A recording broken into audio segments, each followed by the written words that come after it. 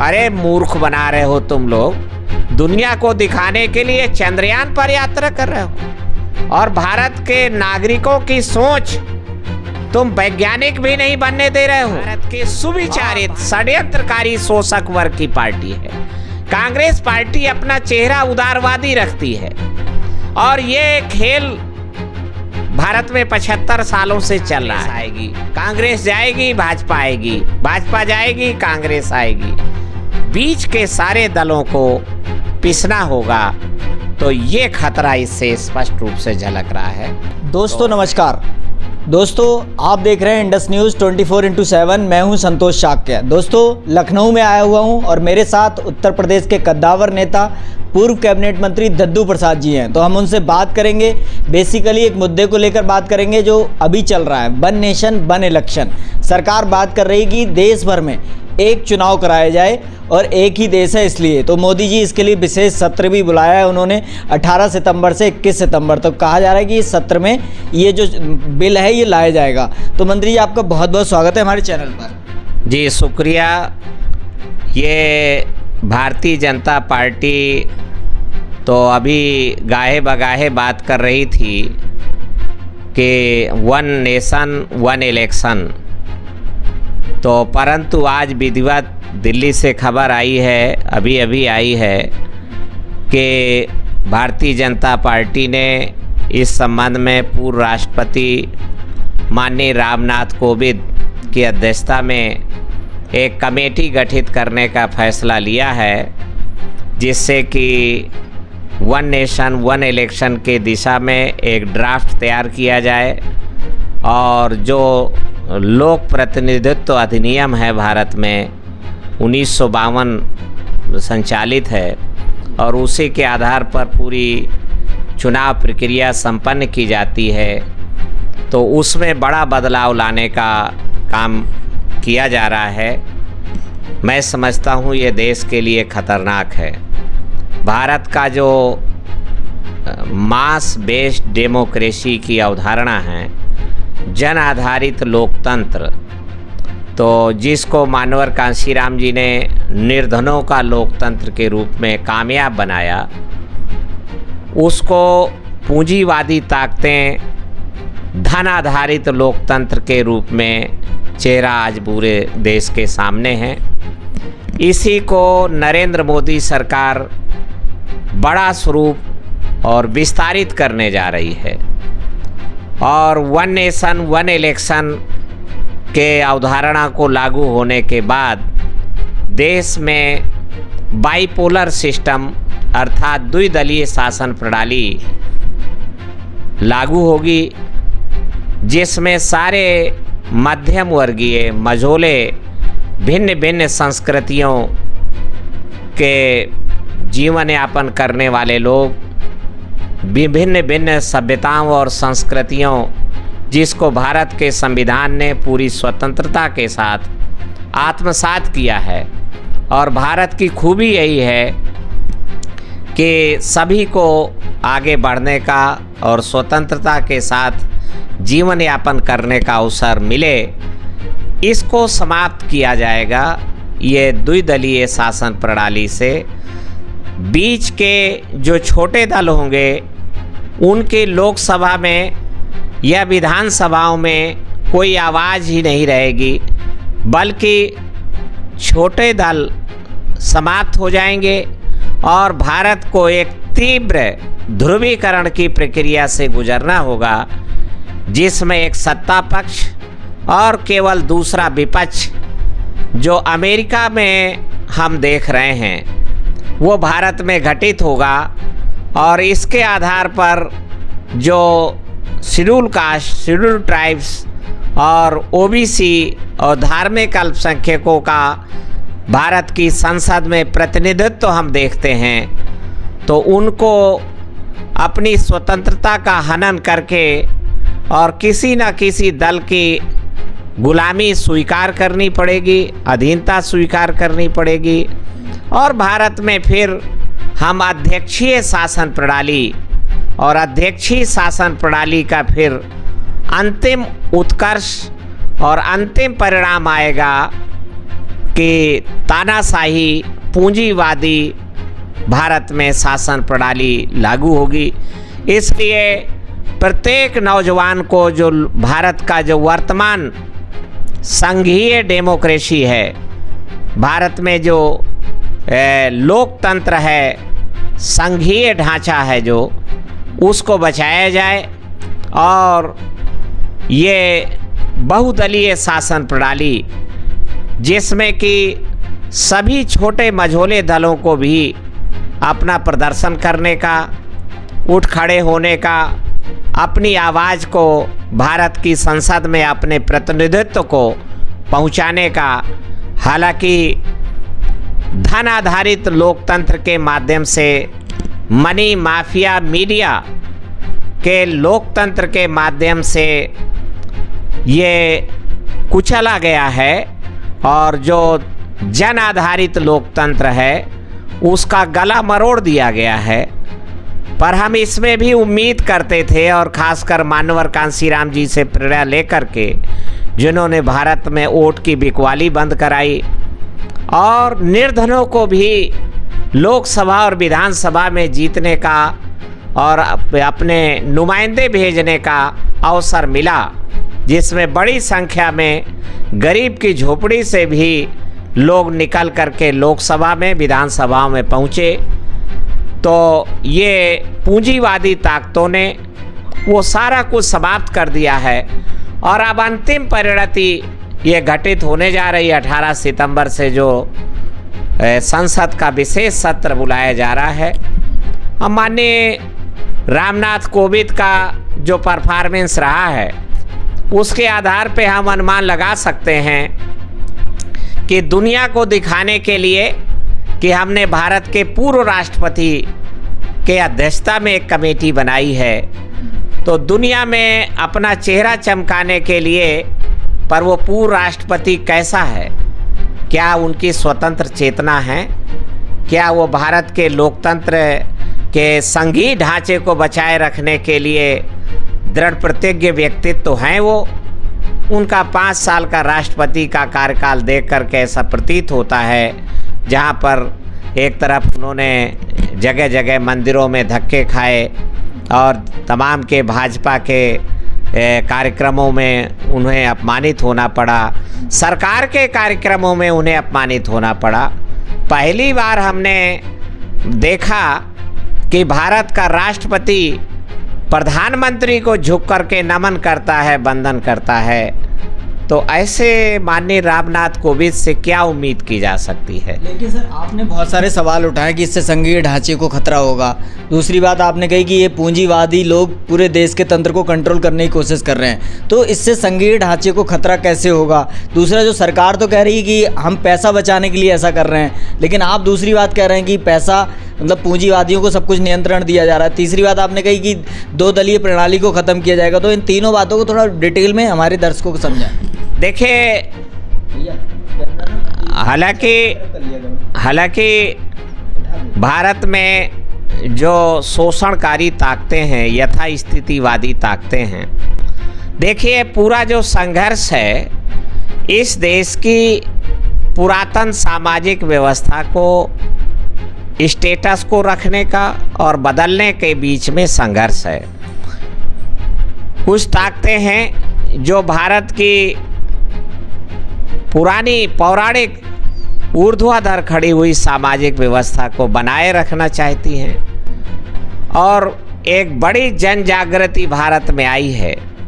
एक बड़ा बदलाव का युवा वर्ग तैयार हुआ है जो इस ऊर्ध्वाधर खड़ी हुई सामाजिक व्यवस्था को बदलकर भारत के संविधान की परिकल्पना के अनुसार, प्रस्तावना के अनुसार समता, स्वतंत्रता, बंधुत्व और न्याय पर आधारित सामाजिक व्यवस्था की स्थापना भारत का युवा वर्ग में एक बड़ा समूह तैयार हुआ है जो इसको बदल डालना चाहता है और समता पर आधारित सामाजिक व्यवस्था का निर्माण भारत में करना चाहते हैं। चुनाव एक ऐसा, हालांकि सामाजिक परिवर्तन मिशन और मैं स्वयं मानवर कांसीराम जी का चेला होने के नाते खर्चीले और महंगे चुनाव के हम खिलाफ हैं, परंतु जिस तरीके से भारत में चुनाव प्रक्रिया है, तो पूरे 5 साल धन का केंद्रीकरण होता रहता है। चुनाव एक ऐसा अवसर आता है जहां पिछले 2019 के लोकसभा चुनाव के आधार पर ये रिपोर्ट है, अपुष्ट रिपोर्ट है। चूँकि पार्टियां कितना पैसा खर्च कर रही हैं, कैंडिडेट कितना खर्च कर रही हैं, ये ठीक ठीक भारत में अनुमान लगाना बहुत ही असंभव है। चूँकि हम वही अनुमान रिकॉर्ड कर पाएंगे जो उन्होंने इलेक्शन एक्सपेंडिचर, चुनावी खर्च का ब्यौरा में दाखिल किया है, और वो कभी कभी 5% और 10% भी नहीं होता है। यानी वो 100 रुपया अगर खर्च कर रहे हैं तो 5 रुपया शो कर रहे हैं इलेक्शन जो चुनावी ब्यौरे हैं। तो इसके फिर भी चुनाव एक ऐसा अवसर है जहां धन का विकेंद्रीकरण होता है। पूंजीवादी ताकतों और पूंजीपति उद्योगपतियों के तिजोरियों से धन निकलता है और बड़े पैमाने पर जनता के बीच में बिखर जाता है। तो इसलिए पूंजीवादी ताकतें चुनाव में बड़े पैमाने पर धन का उपयोग करके और छद्म लोकतंत्र के चेहरे को पहले ही विद्रूप कर रखा है।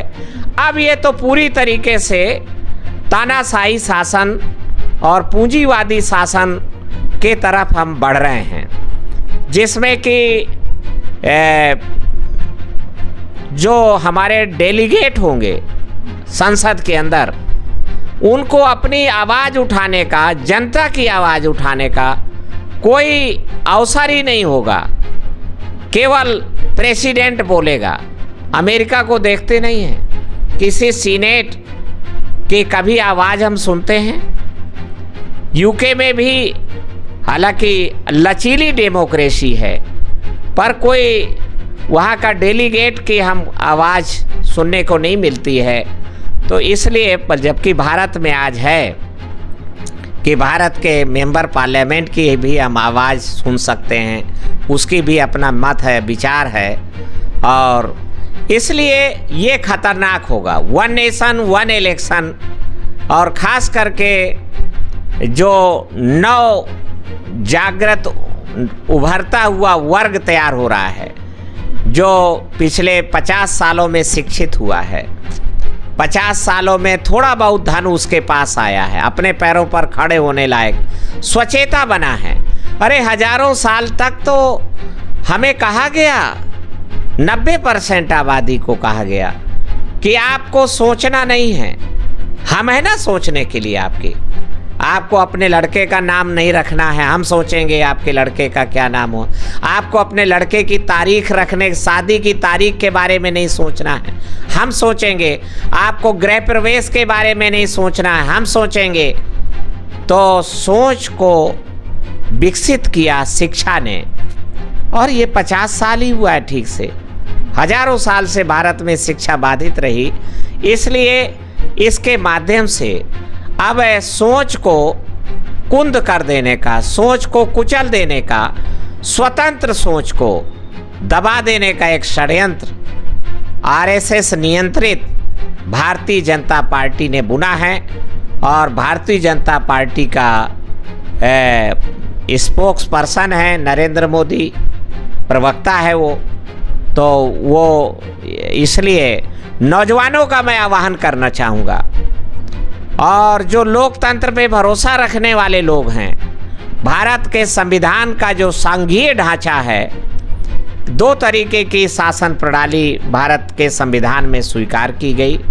एक तो यूनियन गवर्नमेंट और दूसरी है प्रोविंशियल गवर्नमेंट।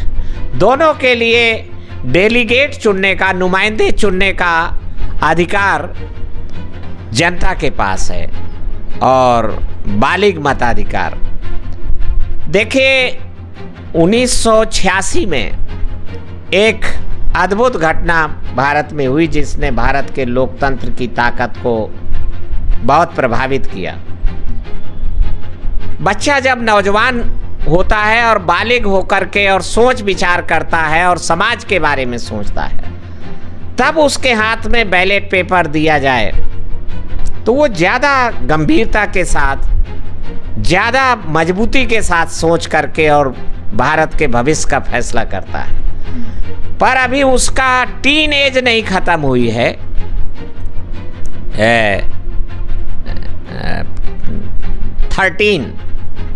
13 से टीन एज शुरू होती है और 19 तक टीन एज है। टीन एज अभी खत्म नहीं हुई है और उसके हाथ में बैलेट पावर मिल गया।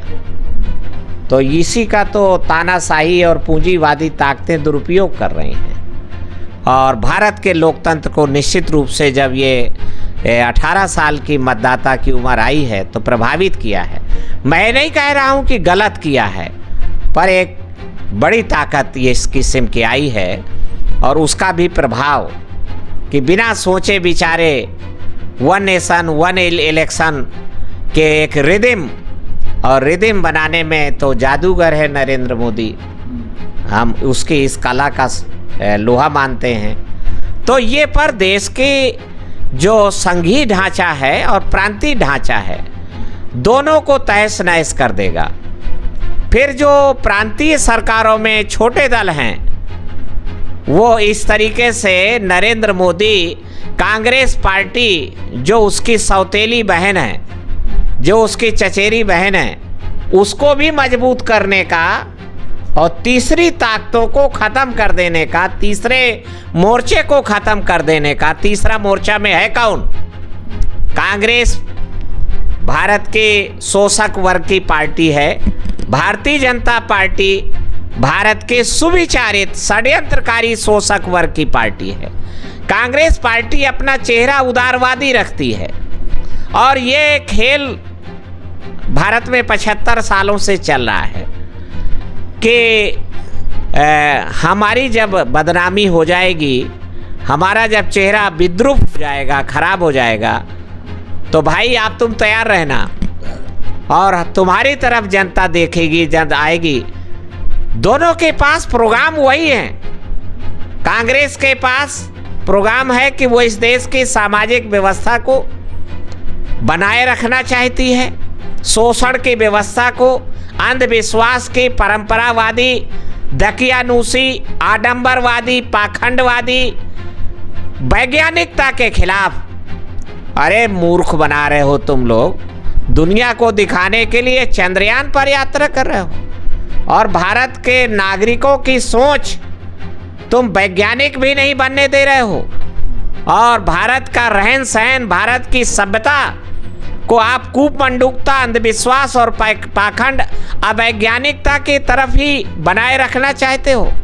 और चंद्रयान, अभी बीच में इसरो से खबरें आई कि वो सूर्ययान, सूरज की तरह, क्या मूर्खता की बातें कर रहे हैं लोग। सूरज की तरफ जाएंगे, सूरज की यात्रा करेंगे। इसलिए बहुत ही ये क्रूशियल टाइम भारत के लिए आ गया है। अभी पिछले 15 दिन पहले ही देखा गया कि सीआरपी और आईपीसी और जो एविडेंस एक्ट है भारत का, साक्ष्य अधिनियम है, इस सब को भारत बदलने का ऐलान कर दिया गया है। तो संविधान ना भी बदले वो, पर अगर ये बदल करके तो भारत के संघीय ढांचे को, लोकतंत्र को बहुत खतरे में डाल दिया जाएगा। भारत में अभी जनता जब हजारों साल से आपने शिक्षा से वंचित रखा है, तो स्वतंत्र चेतना, समग्र की चेतना, सोच विचार करने का हमारी, और इसका लाभ उठाना चाहते हैं और इसका लाभ उठा करके वो जड़ता को, परिवर्तन की ताकत को कुचल देना चाहते हैं और जड़ता को मजबूत बनाना चाहते हैं। इसलिए मैं नौजवानों को आह्वान कर रहा हूं कि वन नेशन वन इलेक्शन हमारे लिए बिल्कुल खतरनाक है और इसका विरोध होना चाहिए। इसकी जगह पर लाभदायक है वन नेशन वन एजुकेशन। आप इस देश में सभी को समान शिक्षा दीजिए, जो भारत के संविधान का अनुच्छेद 21 का कह रहा है कि 6 साल से 14 साल तक की उम्र के सभी बालकों को निःशुल्क, अनिवार्य और एक समान शिक्षा सभी बालकों को देने का प्रबंध किया जाना चाहिए। ये भारत सरकार के लिए और केंद्र सरकार के लिए संविधान का निर्देश है, स्पष्ट निर्देश है। और 21 का है जो वो फंडामेंटल राइट है, मूल अधिकार है। तो इसलिए इसकी आवश्यकता है। इसको वो छुपा रहे हैं, इससे मुंह मोड़ रहे हैं, इसकी चर्चा भी नहीं होने दे रहे हैं। और 1 नेशन 1 इलेक्शन ये कुछ और नहीं है। याद रखें, भारत की सत्ता में वो लोग काबिज हैं केंद्र सरकार में जिनकी आबादी इस देश में 15% नहीं, मात्र 5-6% आबादी। तो ये देश के लिए, इसलिए मैं कहना चाहता हूँ, इसलिए हमने ट्वीट के माध्यम से भी इसका खुला विरोध कर दिया है। और हम प्रेस कॉन्फ्रेंस भी करेंगे इस पे, और इस पे जन जन के बीच में जनता की अदालत में ले जाएंगे। और 1 नेशन 1 इलेक्शन के खिलाफ एक जनमत तैयार किया जाना चाहिए, यही मैं कहना चाहता हूँ। तो सर, आपको क्या लगता है, जो अभी एक प्रधानमंत्री के एक सेक्रेटरी भी हैं, उन्होंने कहा था कि संविधान को बदल देना चाहिए और सीआरपीसी बदली गई, आईपीसी बदली गई, तो आपको क्या लगता है कि ये जो 1 नेशन 1 इलेक्शन के बाद राज्यों की पावर ख़त्म कर दी जाएंगी? आपका संदेह क्या है कि राज्यों की पावर ख़त्म कर दी जाएंगी, पूरा संविधान बदल के एक केंद्र में जो मोदी जी हैं सब कुछ कंट्रोल कर लेंगे? तो क्या संदेह है आपका? जो पिछड़ा वर्ग है, दलित वर्ग है, जो ना कांग्रेस में जाना चाहता है ना भाजपा में जाना चाहता है, वो अपने पैरों पर खड़े होना चाहता है, उसको पीस दिया जाएगा बाइपोलर में। वो खड़े ही नहीं हो पाएंगे। फिर वो उनको समीक्षक, विश्लेषक उनके केवल माखौल उड़ाएंगे। ये भी लड़ रहे चुनाव, ये भी लड़ रहे चुनाव। उनकी लोकप्रियता नगण्य हो जाएगी, उनको हाशिए पे डाल दिया जाएगा, उनकी लोकप्रियता का मजाक उड़ाया जाएगा। और इसलिए बारी बारी से भाजपा जाएगी, कांग्रेस आएगी, कांग्रेस जाएगी, भाजपा आएगी, भाजपा जाएगी, कांग्रेस आएगी। बीच के सारे दलों को पिसना होगा। तो ये खतरा इससे स्पष्ट रूप से झलक रहा है। तो मैं यही कहना चाहता हूँ। लेकिन सर, जो सारा विपक्ष है, जो विपक्षी पार्टियां हैं, इस मुद्दे पे चुप बैठी हुई हैं, चुप्पी साध के बैठी हुई हैं, और आप इसे इतना बड़ा खतरे के रूप में देख रहे हैं, तो उस विपक्ष से आपका क्या कहना है कि इंडिया गठबंधन बना है, अभी बहन मायावती जी हैं, अखिलेश यादव जी हैं, सारे लोग मौन बैठे हुए हैं? मुझे लगता है कि उनको अपने अस्तित्व को बचाने के लिए मुखर होना पड़ेगा, बोलना पड़ेगा। और मैं पहले ही कहता रहा हूँ, सत्ता नियंत्रित विपक्ष, सत्ता नियंत्रित विपक्ष, तो ये भी तो एक खतरनाक पोजीशन है। सीबीआई, ईडी के माध्यम से विपक्ष को ही नियंत्रित कर लिया जाए। इसलिए एक नए जन आंदोलन की आवश्यकता है, जो भारत में तीव्र रूप से सारे वैल्यूज और जो 3000 साल पहले जो सामाजिक मूल्य तय किए गए, भारत दुनिया में अनोखा देश है जो 3000 साल पहले पुरानी चली आ रही मूल्यों को अभी ढो रहा है, चल रहा है, उनको आदर्श बता रहा है। तो भारत दुनिया का अनोखा अजूबा मुल्क है ये। तो इसमें बड़े पैमाने पर यहाँ के सोच विचार में बदलाव लाए जाने की ज़रूरत है। और ये नैसर्गिक रूप से, प्राकृतिक रूप से शुरुआत हो चुकी है कि शिक्षा समान रूप से सभी को मिले। शिक्षा ये विभेदकारी अगर शिक्षा है, कुछ लोगों को केवल मोटर मैकेनिक बनने की शिक्षा दी जाएगी, कुछ लोगों को केवल कारपेंटर बनने की शिक्षा दी जाएगी, कुछ लोगों को केवल घड़ा बनाने की शिक्षा दी जाएगी, तो ये विभेदकारी शिक्षा है। और कुछ लोगों को केवल आईएएस बनने के लिए, डॉक्टर बनने के लिए, इंजीनियर बनने के लिए, फिलासफर बनने के लिए और थिंकर बनने के लिए तैयार किया जाएगा। तो ये देश के लिए जो स्वतंत्रता है उसका गला दबाने की बात है। तो इसलिए हम लोग चाहते हैं कि इसका तीव्र विरोध, और निश्चित रूप से देश भारत में जो लोकतंत्र की जड़ें जम चुकी हैं तो वो भारत की जनता इसको बर्दाश्त नहीं करेगी, विरोध आएगा इसका। ये किसान विधेयक बिल से ज़्यादा बड़ा विरोध इसका आएगा। नरेंद्र मोदी को उखाड़ देगा शायद यही उसके, ये जो तानाशाही की तरफ जिस तरीके से इंदिरा गांधी ने किया था कि अपने को मजबूत करने के लिए इमरजेंसी लगा दी थी, तो उल्टा पड़ा और 1977 में इंदिरा गांधी को जाना पड़ा। तो नरेंद्र मोदी जो अपने डिफेंस में ये ला रहे हैं, तो इसका तंबू ये इनको महंगा पड़ेगा। और ये वन नेशन वन इलेक्शन भी जो भारत का शोषक और पूंजीवादी वर्ग है सोचता है कि हम इससे अपने को बचा लेंगे, इससे भी वो अपने को बचा नहीं पाएंगे। परिवर्तन की ताकत अगर ज़्यादा तीव्र है तो सारे यथास्थिति के इंतजाम धरे के धरे रह जाते हैं और वो कहीं काम नहीं आते हैं। तो क्रांति की, परिवर्तन की आंधी मैं समझता हूँ कि काफ़ी तेज है।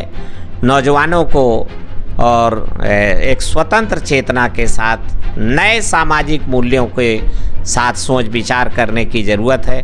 भीड़ का, हुड़दंग का हिस्सा, और मैं फिर कहूँगा कि खतरनाक आरएसएस, आतंकवादी आरएसएस के अगर मुकाबला करना है तो शील, चरित्र, ईमानदारी और जन शक्ति के बल पर, परिश्रम की ताकत के बल पर ही इनको परास्त किया जा सकता है।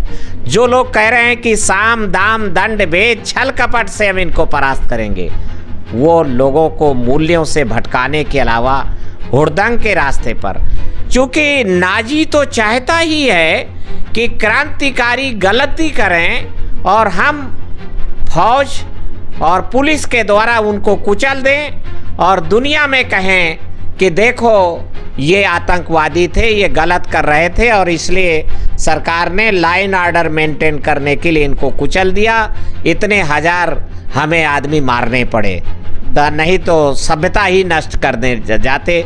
इसलिए जो लोग कह रहे हैं कि हम साम दाम दंड भेद छल कपट और हुड़दंग से भारत के शोषक का मुकाबला कर लेंगे, उनको परास्त कर देंगे, वो शोषक को ही मजबूत करने का षड्यंत्र में शामिल हैं। तो शील, चरित्र, ईमानदारी, परिश्रम, बल और जनबल सबसे सर्वोपरि है। जनशक्ति के बल पर हम इनको परास्त कर देंगे, निश्चित रूप से ऐसा हमें पूरा कॉन्फिडेंस है।